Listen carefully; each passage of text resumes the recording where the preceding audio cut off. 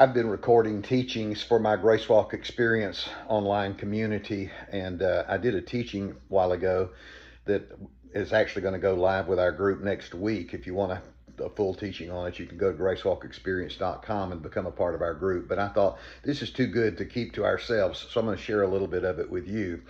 There is this medical procedure called a magnetoencephalogram, and what it is a machine like a helmet that they put down around a person's skull. It doesn't touch the skull, doesn't touch you at all, but they put it around you and they can tell what's going on in your brain without even touching your skull. Different from the regular encephalogram where they put the little nodes on your head. This doesn't touch you. And the reason it can tell what's going on in the brain is because your body is emitting a magnetic signal, an electromagnetic signal all the time.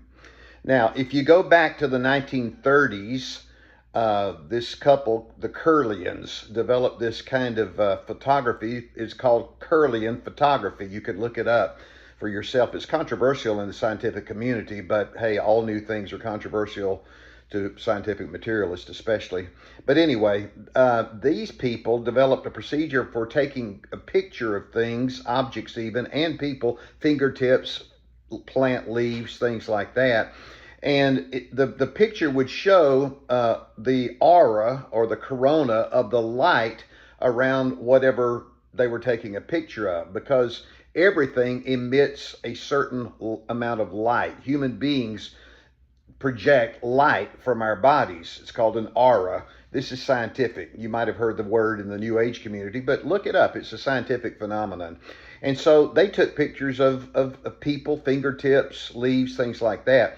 Everything projects an energy. So you are projecting this biosphere of energy yourself.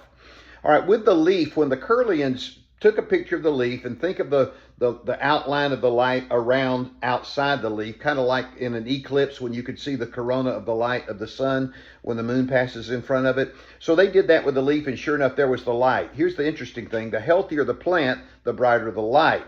If the plant was diseased, the light was fragmented, disoriented, not so clear. But the cool thing is they cut off half the leaf. Just with one experiment, they cut off half the leaf, took it away. So now there's only half a leaf. But they took the picture of the leaf as soon as they had cut off and removed half of it. And the outline of the light, listen to this, it showed the full leaf as if it were still there. So somehow the energy projected by the leaf remained even after half of it was taken away. Now, the thing that I talk about in the teaching that's going to post in our group next week is, since you and I project energy, the energy of the divine life of God that's in us, what if when we die, the energy that we're projecting and broadcasting now remains after we're gone, just like the outline of the energy of the leaf, because of the energy remained after the leaf was cut away? What if that happens with you and me? It made me think of that verse of the scripture that talks about folks that have died, and it said, and their works do follow them. You know, we really need to take care of what we're projecting and what we're doing in the world around us, because in one way or another, it outlives us.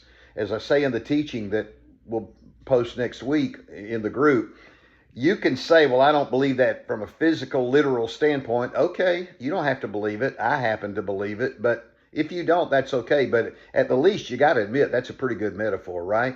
Cut away half the leaf, and when the leaf half is gone, the energy remains. Cut away a person, take them out of this world, and their energy, the good works, the life that they broadcast in the world while they were here, remains to continue to influence people. I don't know what you call that other than the Grace Walk Experience. Hey, go on over to gracewalkexperience.com if you want to join our group. I'm teaching right now a series called Quantum Miracles, and this teaching that I've just kind of touched on right here, it's what I'm going to go into depth on next week in our Grace Walk Experience community. So I'd love to see you there.